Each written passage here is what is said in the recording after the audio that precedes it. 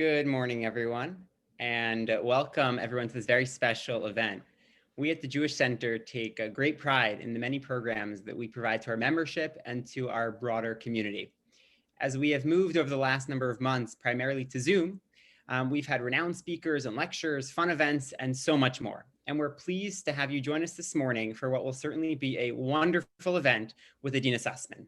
Before I turn the program over to Grant, I just want to thank Grant Silverstein and Dina Burkhat for all their work in putting together this phenomenal program and the many other programs that they put together here at the Jewish Center.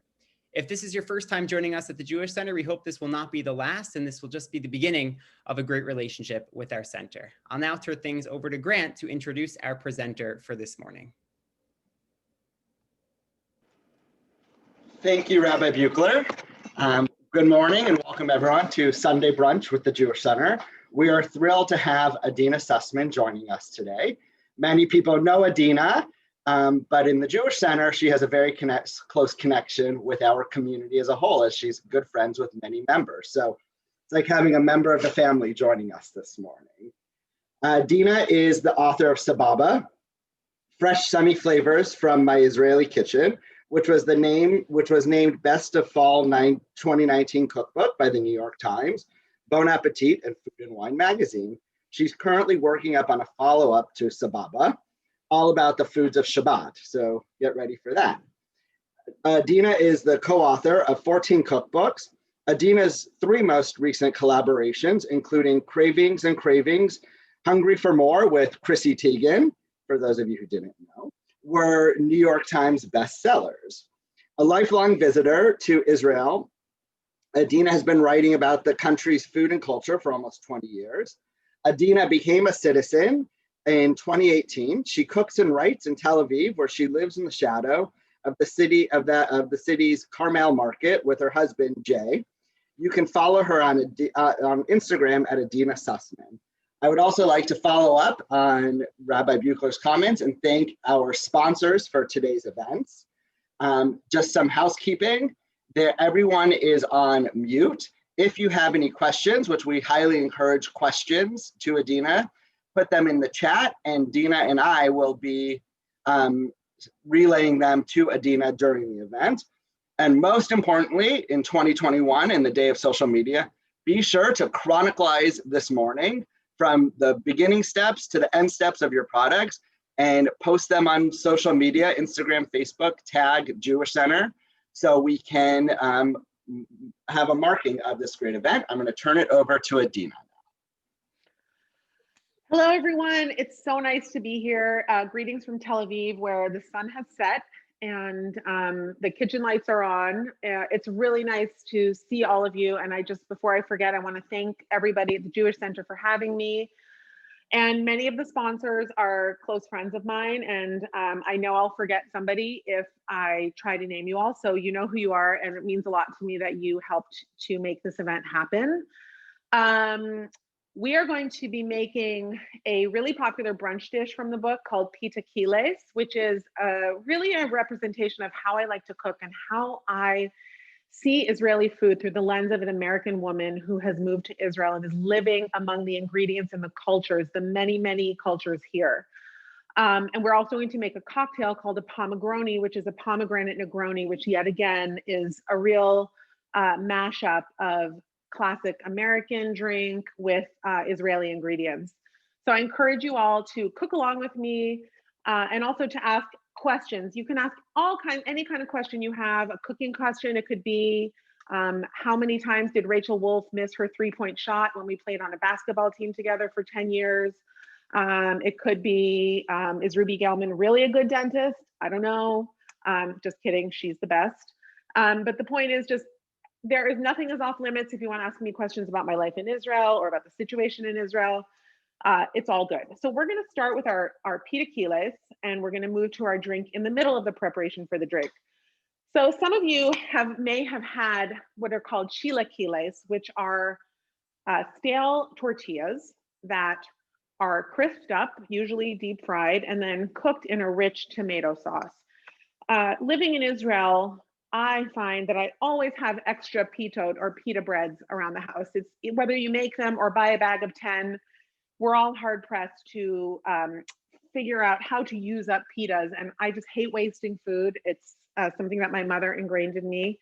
Tonight is my mother's 15th yard site, and I'd like to honor her as well because she is my biggest influence in the kitchen, and everything I do is to honor her and because of her. So thank you, Mom. So I'm going to take my pitas and I'm going to cut them down the center. You guys are probably using 3 pitas if you're cooking. I got these oversized kind of semi pita or laffa breads. So I've cut them in half and I'm going to stack them, and then I'm going to cut them into some nice strips. Now, you guys living near the Carmel Market, I can literally go down every morning and get pita breads that are so pillowy and fluffy and fresh. I do find that they go stale quite quickly because the bread in Israel is so delicious. It doesn't have a lot of preservatives in it. It's not packaged and put on a supermarket shelf. They make it, they put it in the shelf or in the shuk, and we buy it and we eat it. So people here, you know, we talk a lot about market cooking and seasonal cooking and fresh cooking. It's something that has become trendy in the United States over the last 15, 20 years. This is how Israelis have been cooking since time immemorial. And it's something that I really learned and was impressed with when I got to Israel and really started, you know, traveling through the shuk every day and cooking. So I'm going to take my 3 pitas, which I cut, and I'm going to toss them with a 1/4 cup of olive oil and a bit of za'atar. I think the recipe calls for a tablespoon, but you guys, you can really use as much za'atar as you want. I'm sure most of you are familiar with za'atar. Za'atar is actually a blend of spices that includes hyssop, which is a biblical spice mentioned in the Tanakh, as well as thyme and sesame seeds and sumac and often salt. And every country in the Middle East has its own version of za'atar. If you get za'atar in Lebanon or Syria, it's going to be very different than the za'atar that you get in Israel. Some have more sumac or thyme. I'm going to add a little bit of salt. Fun little fact, I import my kosher salt from the United States because I develop my recipes for American audiences. And I want everything to be just right for you guys when you make it at home. And since the salt here is not quite the same, I bring 4-pound boxes of diamond kosher salt from the United States. And they're more precious to me than peanut butter was to anyone who lived in Israel in the 1980s. So when I don't need to use it, I don't use it. But when I do, I definitely use the diamond kosher salt. All right, guys, I'm going to put these on a sheet pan here, and I'm going to set them aside for a little while here. These are ready to go in the oven. If you wanted to do more traditional Mexican style, you could cut the pitas in triangles. You could use chips if you don't have pitas and make it like a chilaquiles, but you know, really do you. What I love about the recipes in Sababa is that they're really suggestions and inspiration. I find that they're very flexible. You can swap in things. If you don't have one thing, you can do something similar. I tried to make the recipes extremely forgiving so that the idea for you is to have fun in the kitchen and to enjoy and to not feel constrained by, you know, every single tiny measurement. If you don't have cherry tomatoes for this recipe, chop up some bigger tomatoes. All right, so we're going to actually move on to the tomatoes. We're going to take an onion. The recipe calls for a white onion, but in the spirit of what I just said, I had a bunch of extra red onions that I got in my farm box. So I'm going to use those instead. So if you noticed, I cut through the onion and I left the skin on because I find it easier to peel after the onion is cut. And I also left the fuzzy root on the onion because when you're cutting wedges or even slicing slices of onion, keeping that little root on is going to make your onion more stable. It's not going to fall apart. And you're going to be able to create like prettier shapes and have more control over the ingredients. So one of my Adeena, I have an onion question. When you're cooking onions, what's the best way to not cry? Is it a candle? Wear contacts? What do you suggest? So a lot of people like to cut the onion under cold running water, and it neutralizes a lot of the initial properties in the onion that cause crying. I have been known to wear goggles when I have encountered a particularly powerful onion. I think the water trick works really, really well. I don't wear contacts, so I'm not familiar with that. But you know what I would say is like, you know, toughen up a little bit. Like it's worth the crying. Like we're cooking here. So You became an Israeli citizen. We got it now. Exactly. I'm going to weep if I need to weep for the sake of my dinner. I'm going to do it. All right, you guys. So I'm going to take this onion. This onion is eventually going to be blended into a sauce. So I'm just going to cut it into wedges that are going to roast kind of it. So as you see, because I left that little end on, my wedges are staying together. So I'm going to cut each onion. I'm going to cut the onion into 8 equal sized pieces.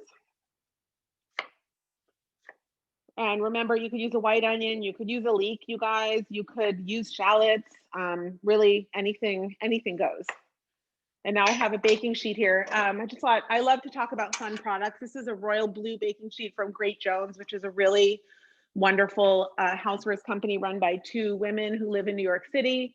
They have wonderful pots and pans, and they have really great kitchen accessories and beautiful colors. And I love supporting small businesses, especially during COVID. So look up Great Jones. You can get like a beautiful bright yellow pot. They have gorgeous new casserole dishes that kind of are perfect for kugels and things like that. So I would highly recommend that too.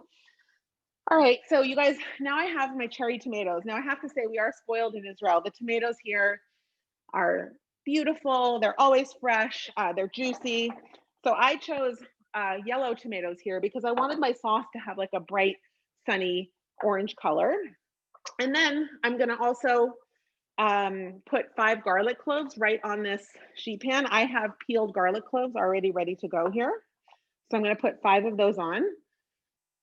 And then I'm going to put a whole jalapeno straight on this sheet pan. I have a red one because I'm trying to encourage this sort of orange red theme that I have going on. But obviously, if you have red cherry tomatoes and a green jalapeno, that's totally fine too.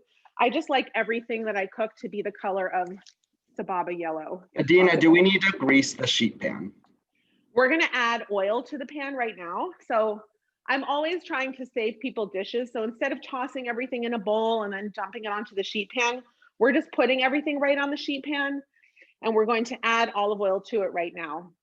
So I put my whole jalapeno, my onions, my cherry tomatoes, and now I'm going to take the remaining 2 tablespoons of olive oil that are called for in the recipe. If you'll notice, my olive oil is in this beautiful metallic cruet. It can be really hot and sunny in Israel any time of the year, and olive oil is something that really suffers if it is exposed to a lot of heat or sunlight. So don't keep your oil near the stove, don't keep it near the burners, don't keep it near a hot window. Keep it in something dark like this. You can also wrap a clear bottle of olive oil in foil. That will really help, and keep it out of the sun. And especially if you have a really high quality extra virgin olive oil, it'll make it last longer. I know a lot of us have learned that you're supposed to use a lighter oil for cooking and like your fancier oil for dressing and finishing. But in Israel, we just kind of use good oil for everything because it's readily available and it makes everything taste so good. Like one of the reasons food tastes so amazing in Israel when you come here is just because of those incredible base ingredients that we have here. You know, one of the things that happens, so now I'm salting and peppering the tomatoes. There are measurements in the recipe, Adeena, but sorry. I'm sorry, I have 2 questions that are coming in. Yeah. One, can you review one more time what's on the sheet pan?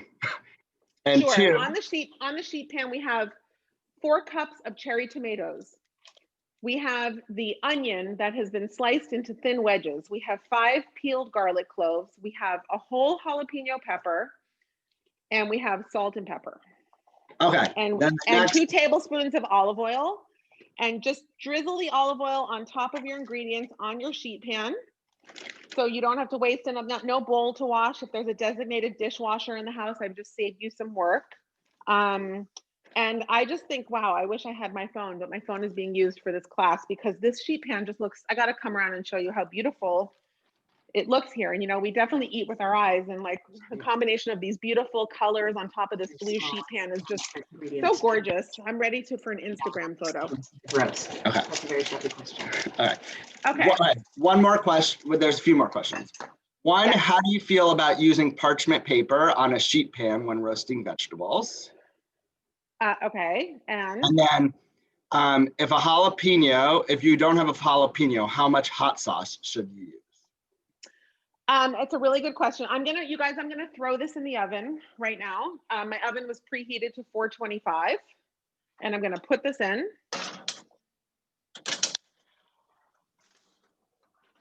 I just need to get a sheet pan. We just moved into our new kitchen, so I'm still figuring my way around our renovation.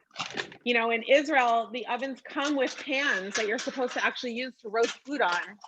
Who knew? Like, they're so generous here. We never get a sheet pan that comes with our oven in the United States. Adeena, I think we need to slow down for a second. Sure. Based on, I think people need a moment to catch up. No problem. Let's have some talking. I'm going to talk through what everyone needs to do. Okay. One more time, just so that everyone can catch up. And maybe so also review like the oven temperature.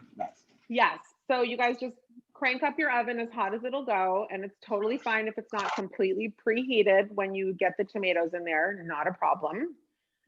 And you've tossed your pitas with a 1/4 cup of olive oil and a tablespoon of za'atar or more to your taste if you like it, and salt and pepper. And on your sheet pan, you're going to put 4 cups of cherry tomatoes. If you don't have 4, you could use 3. Don't worry about it. If you have larger tomatoes, it's about 1.5 pounds of tomatoes. So that would be probably about 4 medium-sized tomatoes cut into wedges. And then you're going to add 5 garlic cloves to the sheet pan. And then if you have a jalapeno pepper, I would add that to the pan as well. And then your onion, which you've cut into wedges. You could also chop it, but you want to cut it into sort of like 8 or 10 wedges that are going to roast at the same time as your vegetables. So that is what you're working on right now. If anyone has any questions about that, feel free to lob them at me, and I'll answer your question about the jalapeno right now. I would start with a teaspoon of hot sauce. But I would wait to put that into when we're blending our sauce and not put it on the sheet pan right now. You could also use cayenne pepper. You could use chili flakes. You could use sriracha. If you have hot chili oil, you could use that. Basically any hot element that you have. You know, one of the things that's so typical about Israeli cuisine is what I like to call sun and spice. Like, I feel that the cuisine here is really influenced by its surroundings and the cultures that have come together to create the modern Israeli food revolution. And almost all of them incorporate some level of heat and some level of acid, usually from lemons. And lemons here are the vinegar of Israeli cooking. There's very little vinegar in traditional Israeli cooking. I just go through lemons so quickly.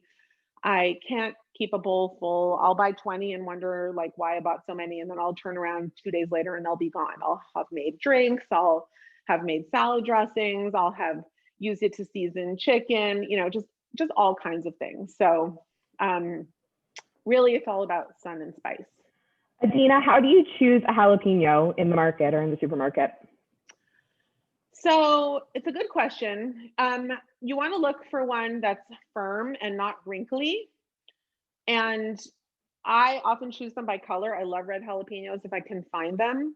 Or red hot peppers, you know, Scotch bonnets, which are the really, really spicy ones, you might not want to put in this dish because they're a little bit too hot. One thing you can always do, you guys, if you want a less spicy finished product, is you can slice the jalapeno in half and remove the seeds. The seeds and the white sort of veins inside the pepper are where most of the heat resides. So if you want to be safe, you can open the pepper and cut that out, and then have a milder jalapeno experience. So it's really hard to tell how spicy a jalapeno is based just on looking at it. You know, jalapenos and serrano peppers are in the same range of heat, and they're kind of interchangeable in this equation here. But again, and if you have like a whole dried red pepper, those little ones that we often use, you could soak one of those in hot water for about half an hour and throw that in. Really, it's a flexible recipe. I would say, obviously, the larger the jalapeno, the more of an opportunity for super hot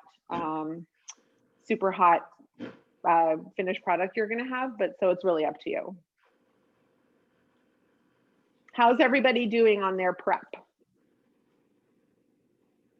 I think we're probably ready to move to the next. Awesome. Okay, you guys. So we are going to cook those tomatoes for about 15 minutes until they're nice and blistery and charred. And while the tomatoes are roasting, we are going to shift gears and make our drink and have a l'chaim. So everyone I knew it was time move, to move to the next step. everybody just move your savory stuff to the side.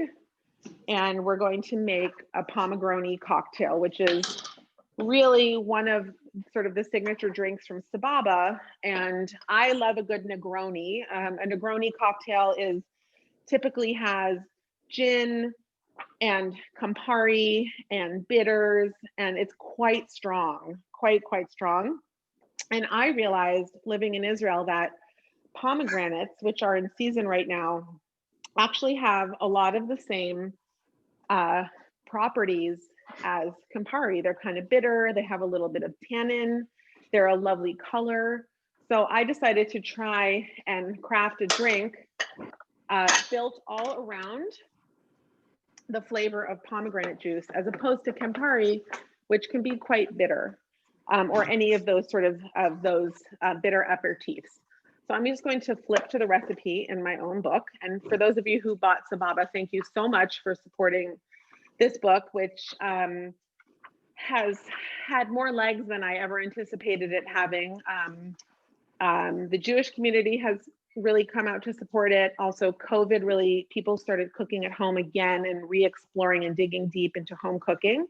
And that was really formative for Sababa. So the drink calls for 6 ounces, or about 3/4 of a cup of pomegranate juice. And I wanted to talk to you guys about my little Zaxenberg juicer, which I have right here. If any of you have been to Israel, which I know a lot of you have, you've seen this exact green juicer in the juice shops. And this is sort of my story of evolving to the highest level of juicing possible in Israel, because we just make so much juice at home. I started out with a hand squeezer, and then I moved up to one of those twist juicers, and then I moved up to a home juicer that was kind of like this but smaller, but I realized that I could only do oranges and lemons. So I'm juicing fresh pomegranate juice today. I might be the only one who's doing that today, but I just wanted to show you this third generation company, a kibbutz in Israel, Zaxenberg, makes this incredible juicer. I use it every day for everything from lemons to limes to oranges to grapefruits to pomegranates. And what I love about it is that it's big enough to accommodate an entire half of a grapefruit or a pomegranate. And it's really solid. So I'm going to just get in there and I'm going to juice this. And you see this gorgeous juice, which is really the same color as that Campari liqueur that we were talking about. So I'm going to just juice this as much as possible. It's still pomegranate season here. Another good question is, how do you know how to pick a good pomegranate? And whether you're using them for salads or drinks, it's a good question. Don't be fooled by a beautiful, bright exterior of a pomegranate. What you're looking for is, you want to close your eyes and hold the pomegranate, and you want it to feel heavy for its size. And if the pomegranate feels heavy for its size, that means that it's full of juice. You don't want something that is like, has a lot of slits in it, or feels broken or bruised, but it's okay if it has some kind of weathering on it. This one has a lot of brown on the outside, but when I open it up, I'm super pleasantly surprised by how red and juicy it is. So I feel good about the pomegranate that I chose. And I'm just going in here and getting as much juice as I can out of this baby. And I think I have almost exactly 3/4 of a cup of juice. Okay, step 1 is done. So you guys, you can use a cocktail shaker. I'm going to use a pitcher today because I can't find my cocktail shaker because we haven't completely unpacked our new home yet. So I'm going to take my 3/4 of a cup of pomegranate juice. This makes 2 drinks. And I'm going to put it in a little pitcher. It's a little bit more than 3/4, so I'm going to just take a sip to do a little quality control. Perfect, so good. And I'm sure a lot of you found the vermouth that you can use. Vermouth is a fortified wine, which means it's a high alcohol product. Adeena, there's a question about, can you use Kachi Vermouth in this cocktail? It's not a white vermouth. Cokie Americano, absolutely. Very fancy. Whoever's got that, I'm very impressed. Yes, you can definitely use Cokie. It's a great product. You get extra credit, Melody. Yes, and you can use red vermouth or a white vermouth or rosé vermouth. I'm using a rosé personally, and the Kedem vermouth. There are two versions. One of them is pink, and it's quite lovely in this drink because it reinforces the color. So we're going to put in about 2 ounces of the vermouth into this drink. And I put my drink recipes also in terms of measurements, just because I find it easier than doing ounces, because not everybody knows how many ounces things correspond to. All right, everyone. Adeena, what would be a good alternative to vermouth in case people here have trouble with that? So a dry rosé or a dry white wine works perfectly. And then another question is, what's a generous splash of bitters? Well, we haven't gotten there yet, so I'm going to show you my generous splash. And I'll tell you about why bitters are important. So I'm looking, my tomatoes are starting to get nice and charred and blistery. The onions are looking like they're wilting and caramelized a little, and my jalapeno is kind of like starting to puff up a little bit, which means to me that it's cooking. And you know, enough hot air has gotten inside that it's kind of blowing it up like a balloon. So I'm going to add my 1/4 cup of vermouth, or 2 ounces, to my pitcher. And then I'm going to add an equal amount of gin. Now, you guys, I wanted to just talk to you a little bit about what's going on in Israel with spirits. This is an Israeli gin called Akko gin by a wonderful distillery called Julius in the north of Israel. All these are certified kosher. And what's beautiful about them is that in addition to making like old time things, but modernizing them, like Slivovitz, beautiful Slivovitz and plum brandies and eau de vies and grappas, he makes this gin where all of the botanicals are foraged in Israel, in northern Israel. So when you buy a bottle of this and bring it home to someone as a gift, or if you can manage to find a bottle in the United States, which I think they're starting to export it, it's such a wonderful essence of the north of Israel, the Galilee and that area, and everything in there, from the orange peels and the wild thyme and the juniper, has been picked in Israel and distilled right into the gin. So the difference between gin and vodka essentially is the distillation process, and the fact that after the liquor is distilled, it sits in this beautiful mixture of botanicals and which get infused inside. So I'm going to add 2 ounces of gin to my drink as well. If you're a vodka person, use vodka by all means. Is Tanqueray okay? Tanqueray is great. Absolutely. Tanqueray. Thanks to the person who asked that, as I just used my Bombay. Borden's dry gin is a favorite of mine because it's inexpensive and really high quality. For speaking about inexpensive alcohol, you know, 1 million Russians made Aliyah in the last 30 years, and Ruski Standard, or Russian Standard, which used to be considered like a really low level vodka. It turns out that it's super high quality and very inexpensive, and it's now the #1 selling vodka in Israel. And I use it as the base spirit in a lot of my vodka cocktails because it's very reasonably priced and very high quality. Keep it in the freezer. It's a really good product. Okay, so I've got my bitters and I'm going to shake them in. Why do I use bitters in this recipe? To me, oh, you guys, I think we're at the point where we want to put our pitot in the oven. We want them to bake for about 7 minutes, the last 6 or 7 minutes of the tomatoes roasting, until they get nice and crispy. So let's take our pitot and put them in the oven in addition to our tomatoes.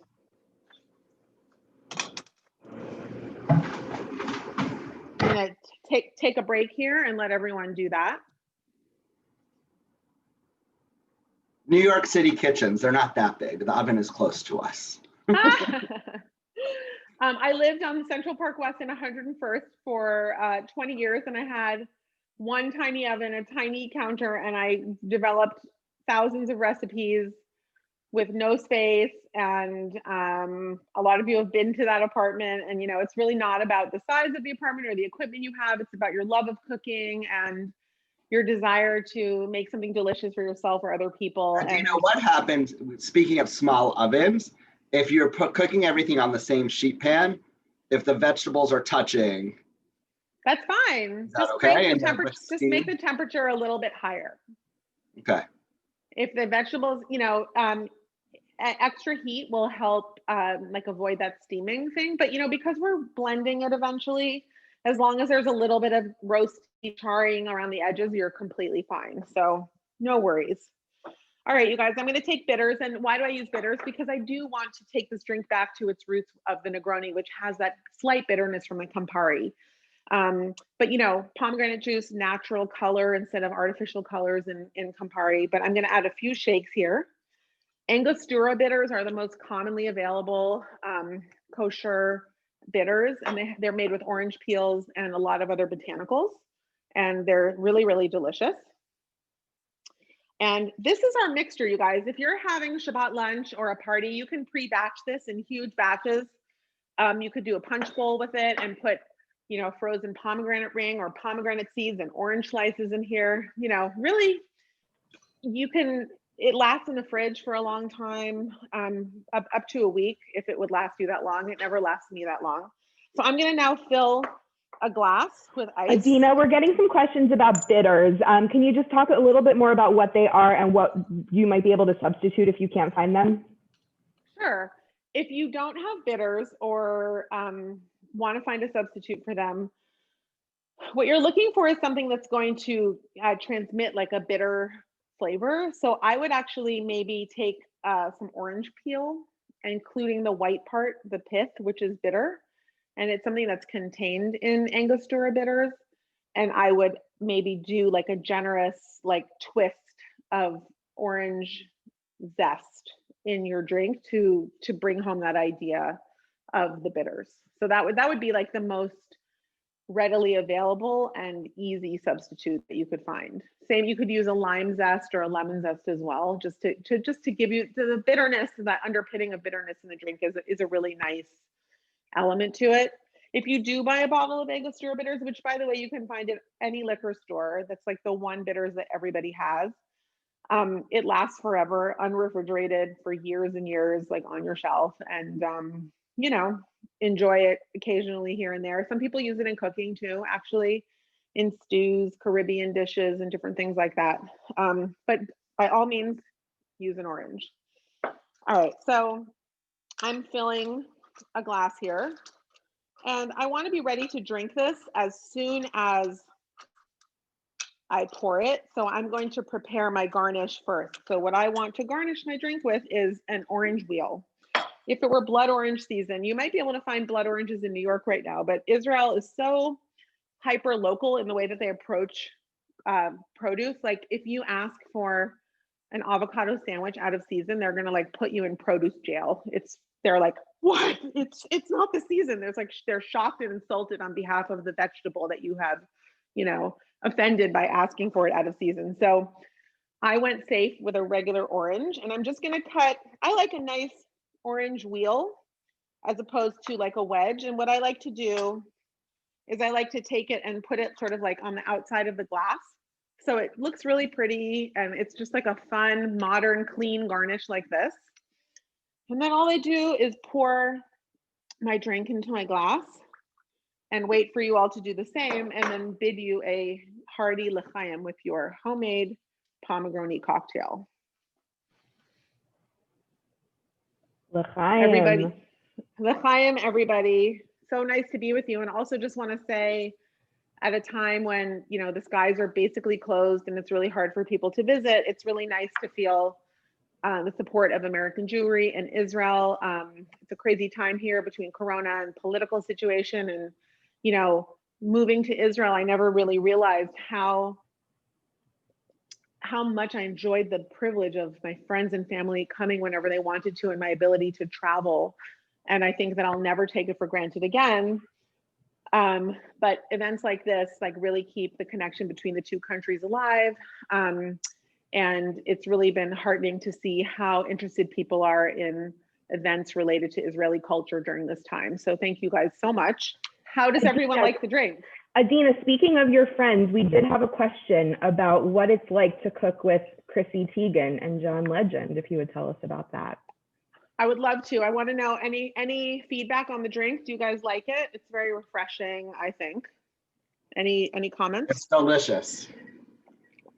It's a little bit lethal because it does have a fair amount of alcohol in it. So, it's not Kool-Aid. Just be careful. And I'm going to check on my pitot before we keep going, just to make sure that nothing is burning in my oven. Yeah, I think they could still take another minute or two, but my tomatoes are pretty much done. So I'm going to actually remove those now. You guys, you want your tomatoes to be blistery, a little bit charred, maybe a little bit slumped. You just don't want any of them to look like as smooth and tight as they looked when you put them in the oven. It's okay if they're not, completely roasted through super deep, but I'm going to take out my tomatoes and show you how mine look, just so you can see. And then I'll tell you all about Chrissy and John. Okay, yeah, so I think mine are ready. There's some nice liquid that has released from the tomatoes around the edges. There's a little charring. My jalapeno looks blackened and puffy, and my onions look soft. You don't want that raw onion flavor. So I'm gonna just let that cool while my my pitot roast for another minute or two. And also we have to cool that down a little bit because we are going to throw it in the blender. Now, if you guys don't have a blender, you can just mash it by hand in a bowl. It could be more like a chunky rustic sauce. So no worries there if you don't feel like using a blender. Okay, Chrissy and John. So Wait, Adeena, yes. There was one more cooking question, but now everyone's going to get mad at me for interrupting Chrissy. No, anything. The question is, can we broil for a minute? Please, that's a great idea. I highly recommend. If we didn't get the char on the tomato. I love that idea. Oven's very. I had a really low quality oven for a long time, and I was always doing all kinds of tricks to broil. To get things brown on the top. Some ovens are hotter on the bottom, some on the top. But yeah, why don't you crank up your broiler for 2 minutes if you want to give them a nice char. If you want to move them up a little bit closer, but if you're going to broil, make sure that your pita strips are on the bottom of the oven or out of the oven because you don't want to burn them. All right, we have one more. If I cook the whole jalapeno, can I now remove the seeds if I don't want it too hot? Absolutely. I would remove it from the sheet pan to your cutting board so that it cools faster. And then when it's handleable, you can just slit it open and let the steam out and then remove the seeds. No problem. I would save them though, because if you have a non-spicy jalapeno, you might want to add them back in later, just if you want a little spice in your life. Okay, so should I answer your Chrissy and John question? Please. So what's it like? So when I go to Los Angeles to work on cookbooks with them, and I just finished the 3rd book, I move in and I live with them in their home, and people find this to be, okay, these are looking really nice. They're toasty and golden, not burnt, but they're crispy because they're going to be going into a sauce and you want them to maintain a little bit of their crunchiness, sort of like those chips would in a chilaquiles dip, in a chilaquiles dish. So I'm going to just let these cool on the back here. And for those of you who are still cooking your tomatoes, we can just chat here for a while. So yeah, so I move in with them. And you see those columns in magazines like Stars, they're just like us. And it's really true. Like after a few weeks of living with them on the first book, I was, padding around in my bathrobe, digging around for snacks late at night, watching TV. And, I think the thing with working with people like them is that while you always have to be aware that they are special because they're famous, they just are normal people and just want to be treated normally. And I have a really great amount of respect for both of them as people. They're very fine people. They're very family oriented. They're very good to the people who work with them. They're very honest. And Chrissy and I have sort of like a culinary mind meld, which is very weird because I come from a kosher background, from a fully Jewish family, and grew up in Northern California with 2 parents from New York. And her mom is Thai and her dad is Norwegian, but now we found out part Jewish, and her influences were just like very comforty and Thai. But we both have a really similar viewpoint on what makes a good dish, which is something that people can execute at home, something that's going to bring joy and happiness to the diner, and also have like a little element of surprise, a little twist. So all the recipes in the third book, which we just completed, actually just finished today, like retesting one of the last of the 100 recipes in the book for the 1000th time. They all have a little bit of something special or something different that just makes them, you know, pop off the page. Like instead of doing a beef Wellington, we're doing a meatloaf Wellington, because it sort of takes that high-low approach to food and combines it all together.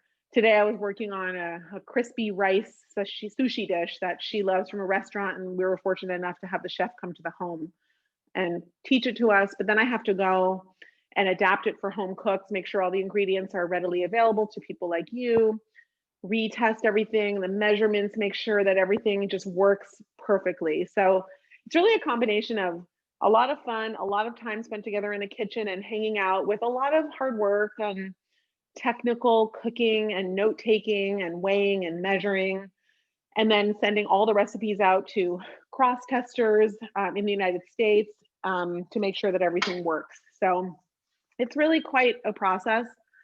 I have felt very gratified to work with her. Obviously, it definitely gave my career a lift and gave me some more exposure.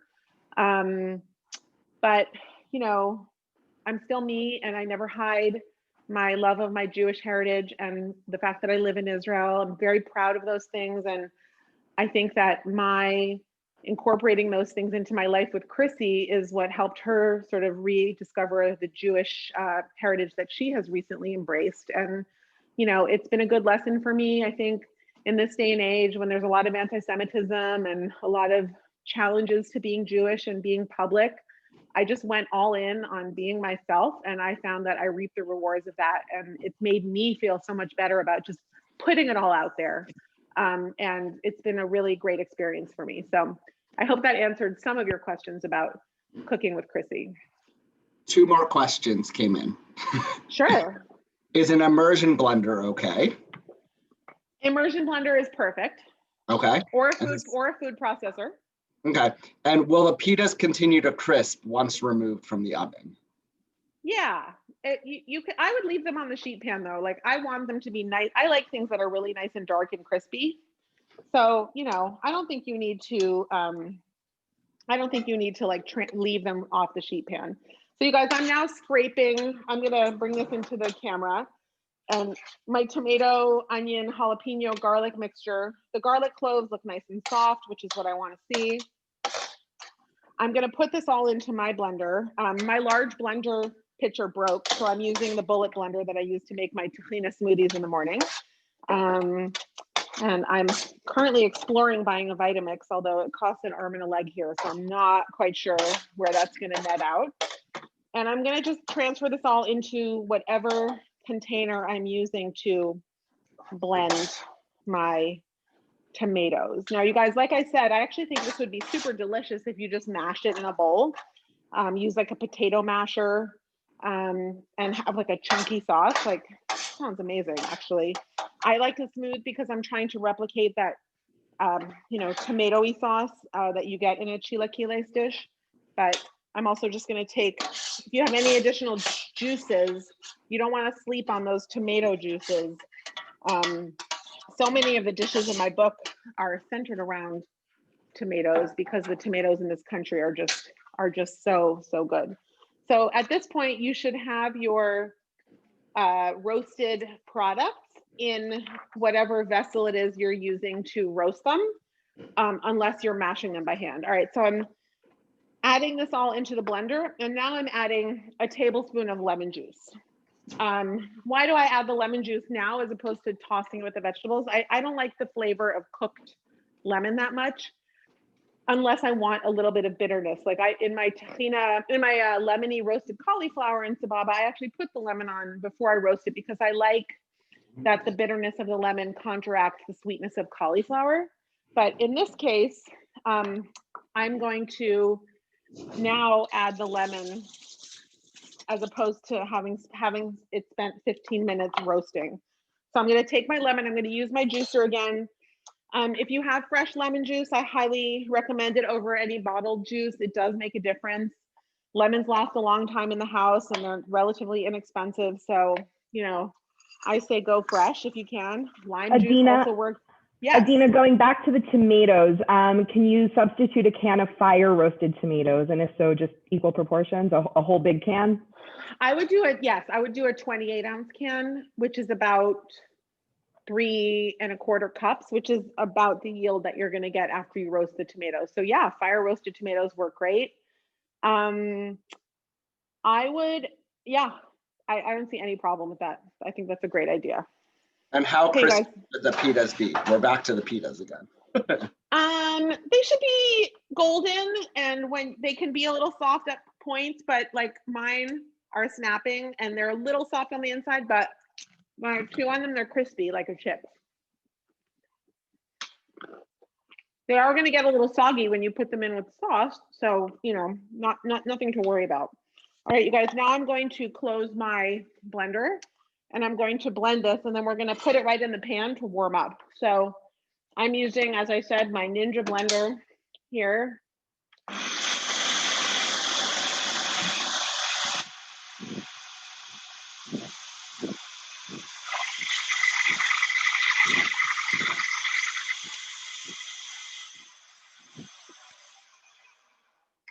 So I was going for photorealism, and if you saw the picture in the Sababa cookbook, it is sort of an orangey sauce, and I had achieved that here after I've blended these in the blender. It's going to be nice and thick. You don't want it to be super runny. You want it to be able to hold the pitas and the eggs that we're going to put in it. But what I am going to do is I'm going to taste it and see if I need to season it with a little more salt and pepper potentially. Mine's perfect. It's really nice and spicy. I love the heat of the jalapeno with the seeds, and I really like the lemon juice. Everything's working for me in here. If you guys want to adjust the seasonings on yours, feel free. I like my stuff spicy. So if everyone else is blended, I'm going to pour my sauce right into my skillet here. And it should cover the bottom. Don't worry if it doesn't, you know, come to the top. It shouldn't come to the top. You don't want to drown the pitas in the sauce, but you do want to get them nice and saucy. Now, you guys, if you are making eggs with your pita quiles, I would set up another skillet so you can make some sunny side up or over easy eggs. But first thing you want to do is turn on your sauce and have it at a sort of a medium-ish flame so that it starts to bubble. I'm using a 10-inch cast iron skillet. In the book, I think we used a prop, like a red vintage Le Creuset skillet, which looked really, really pretty. Yes, we did. Okay, now I'm putting it in here and I'm just warming it until it starts to bubble. So at the same time, I'm gonna do 2 eggs today. If you guys want to do 4, you can. I'm gonna cook 2 eggs at once. And I am going to cook my eggs in olive oil, which is something that I really like to do, especially in Israel. I think it really adds a delicious flavor.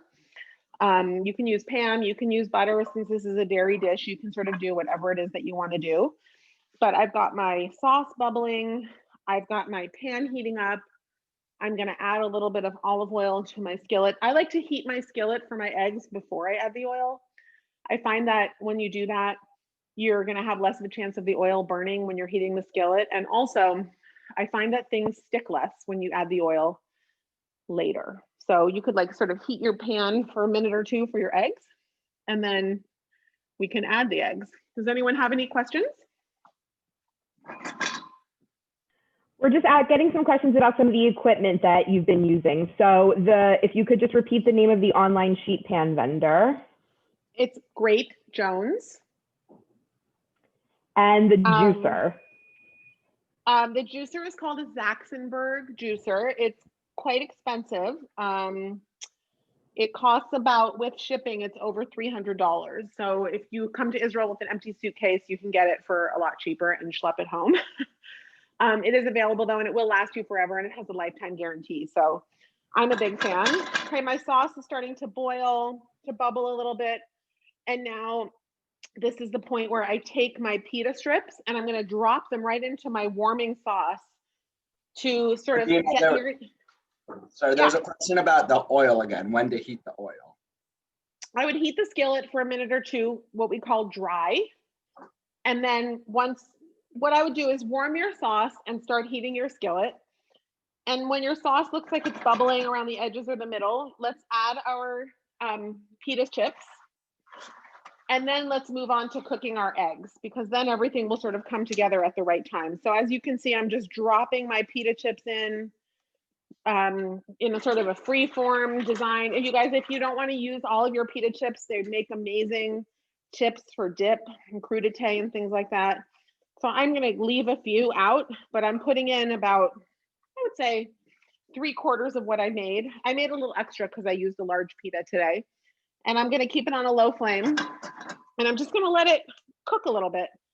The part that's touching the sauce is going to get kind of nice and soggy is the wrong word, but it's going to mop up the sauce. And the part that stays outside is going to remain crispy. And now I'm adding a generous amount of olive oil to my skillet, probably a good 1.5 tablespoons, because I want my eggs to fry really, really nicely. All right. So that's bubbling. We are going to check our egg. If you have a source for eggs with really beautiful sunny yolks, I would say go for it, because it really just adds visual appeal to the dish. Okay, I'm adding 1 egg to my skillet. And then I'm going to add a second one. You guys, you could not do eggs. You could do scrambled eggs. You could do poached eggs, which are a big brunch favorite as well. Really, any style egg that you like. I like the sunny eggs because it also gives it a little bit of that sort of like shakshuka feeling. And who doesn't like that shakshuka element? I'm going to have another sip of my drink, l'chaim. The news today is that they're talking about completely shutting down the Israeli airport for 2 weeks. My husband just left to go visit his mother, who's ailing in Texas, and he may be able to come home. And I'm supposed to go to Los Angeles for the photo shoots for the new Cravings book with Chrissy, and I might not be able to leave. So exciting times. But, you know, I have been vaccinated and my husband as well, and I'm getting my second vaccination tomorrow. So we do feel really fortunate to be living here right now because of that.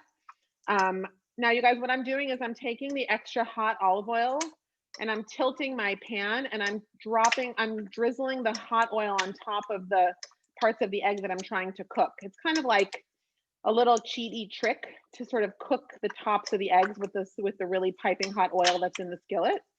And I want my eggs to get like nice and lacy, you know, around the edges. And I don't really like, some people like really runny, and even when the whites can be a little bit runny, I like my whites completely cooked. So I'm gonna let those go for another minute. I'm gonna take my skillet and give it a shake. And now let's just talk about all of the other elements that are going to go into our dish to garnish it and finish it off. So if you were making chilaquiles, which is the Mexican version, you would be putting in like a queso fresco or a cotija cheese, which is like a fresh cheese.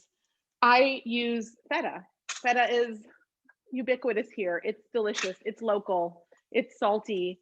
It's dry and crumbly, and it adds just like a wonderful element of saltiness and cheesiness to the dish. So I just take my chilaquiles are ready to be garnished. So I'm going to take my 2 ounces or a 1/4 cup, I believe it is, but of feta, and I'm going to sprinkle it on top of my skillet here. My eggs are looking really good. They're almost ready to go on top. So you guys, everyone crumble your feta. If you don't have feta, you could use goat cheese. You could put little dollops of cream cheese on top. You could really do anything you want. Cheddar cheese, pepper jack, whatever you have would be great. My eggs are looking good. I like them with these lacy sort of browned edges. If you want to do an over easy, now's the time to flip your eggs. And then cilantro, kuzbara, as we call it in Israel. I put it on everything. If you don't like cilantro, you could use parsley or scallions or chives or anything you want. This dish would also be great with avocado if you want to put some avocado. The cilantro leaves in Israel are super tender, so I'm going to leave them whole, and I'm going to just put them on top of my dish here. It looks so pretty. Wow. Never fails to amaze me when a dish looks like it does in the picture. Okay, so I have my soft pita chips here. Some are crispy, some are soggy. I have beautiful feta cheese on top. I have cilantro. I'm now going to take my 2 eggs and I'm going to put them right on top of the whole shebang. I will be lucky if this ever makes it to a plate. I've been known to eat this right out of the skillet. And then for sort of a finishing touch, I use labneh or yogurt. You could use sour cream, Greek yogurt, whatever you want. Labneh is the Israeli version of Greek yogurt. It's kind of a strained yogurt product. Gives a tartness and a creaminess that sour cream would give to a Mexican dish. And again, this is my interpretation through Israeli ingredients of how to make this dish. And I'm going to just dollop a little bit of yogurt here and there on my dish.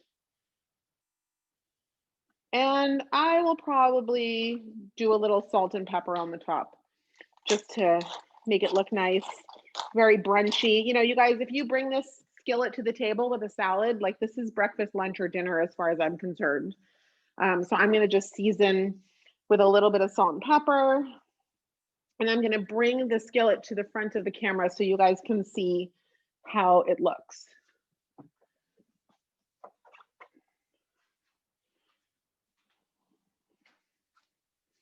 Here we go.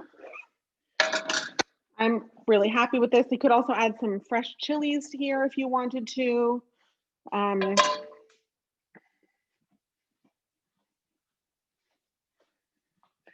Here is my chilaquiles with the beautiful sauce, the cheese, the eggs, the cilantro, and everything. So I guess while you guys are all finishing up, I think I thought I would just tell you a teeny bit. Does anyone have any questions before I talk a little bit more? I think we're up to speed with the questions. It looks beautiful, and everybody is agreeing that it looks absolutely beautiful and delicious. Amazing. You guys, the sauce can also be made in advance. You can make it up to 3 days in advance. So if you have some spare time on your hands, you could make a double batch or even a single batch and then just whip it out when you're ready to have a meal. That all you really have to basically do is fry the eggs and toast some pita. You could do it with challah croutons. You can really use any bread you want. I guess what I would say about modern Israeli cooking is that, you know, it used to be that the mark of a great Israeli chef was a chef who could make wonderful French food, Italian food, Spanish food, American food. And then the world opened up and Israelis started traveling and young Israelis started working in Michelin star restaurants abroad and watching food TV, and, you know, food world kind of democratized and everyone felt like they had agency in making incredible food. So, you know, a young Israeli chef is working in a Michelin star restaurant in France, and then they're seeing that what they're making is dishes that use all of the local bounty. And the Israeli chef said, hey, wait a minute. Now I have all the techniques. I've learned all of the, you know, the secret sauce, how to do everything perfectly, how to plate it, how to make it look gorgeous, and all the techniques that I need. I've upped my education. I've traveled around the world. I have an international palate. And back at home in Israel, we have the best wines, the best olive oils, the best cheeses, the most incredible produce, the best breads. Like, I'm going to take everything that I have had under my nose for all these years and I'm going to channel it into something new that has an Israeli spirit, but, you know, I can put my own stamp on. And that's what you're seeing now with Israeli food. And I think that's why something that started out as a trend, or, you know, is now like here to stay. You know, who would have thought that 5 years ago you could buy a shakshuka kit in Trader Joe's, or that you could buy zhug in the refrigerator case, or preserved lemons, or that za'atar, the release of za'atar at Trader Joe's would become like a, you know, a headline event. It makes me really proud. I think that the cuisine is enduring because it also transcends headlines and allows people to see Israel in a light that they don't get to see through the news often. And it's just about the pure joy of breaking bread and opening up a table and sharing incredible flavors with people. I hope that you all enjoyed learning how to make these dishes today, and I hope that you'll all be ambassadors for Israeli cuisine and its wonderful simplicity, its healthiness, its versatility, the way it represents the cultural melting pot of Israel. And I hope to see you all in Israel as soon as possible. We miss having you here, and I hope to see you all in the shuk. Adeena, thank you. This was absolutely wonderful. I know that I think I speak for all of us when I say that we hope we can visit you in Israel sometime soon, all of us on this call. And for those of you who made the dish today, I hope you enjoy your brunch. And for those of you who are planning to hold off and make this soon, I hope you enjoy it whenever you make it. Just a couple quick announcements at the end here. This Wednesday evening at 7 o'clock, the Jewish Center will be hosting a Tu B'Shvat Seder. Enjoy the foods of Tu B'Shvat and learn about the rich history of this holiday while singing along to both traditional and Israeli songs. You can register in advance and receive an instructional ingredient list. And then join us next Monday, February 1st at 7:30 for our next Yoval event with Rachel Swarns, a contributing writer at the New York Times and associate professor of journalism at NYU. The title of her talk is On Race and History, What Does Slavery Have to Do with Me? So I think we're good. Grant, do you have anything else to say? Nope, just Adeena, thank you again. It was everything we expected and more. And thank you again to all the sponsors and the questions, and we look forward to more Sunday morning cooking events. And please follow me on Instagram, send me questions, post pictures of your dishes that you're making. And I look forward to staying in touch with you. I think if you post a picture, do the hashtag JC Brunch. Wonderful, love it. And buy Sababa if you haven't already, it's wonderful. Thank you so much. Thank you. Enjoy, everyone. Bye.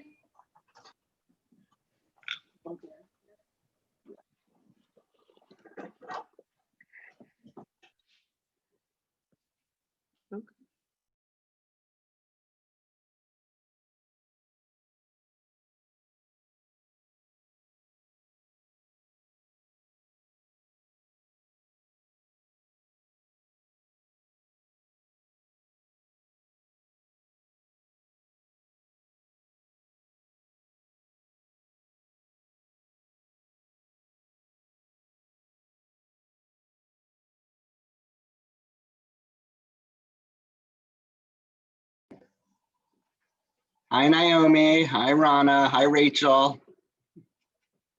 Hi, Phyllis. I'm making a round 2 cocktail.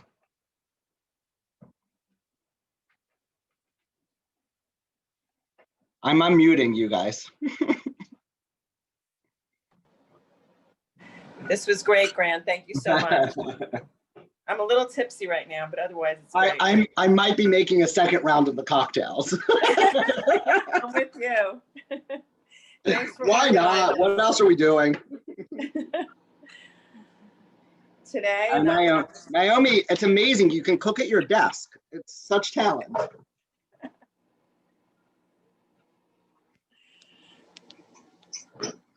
All right, I'm going off, guys. Have a great day. Thanks again, Bye, guys. Thanks. Have a good one. I'm gonna go eat my lunch now. It's Hayabon, everyone. Bye, guys.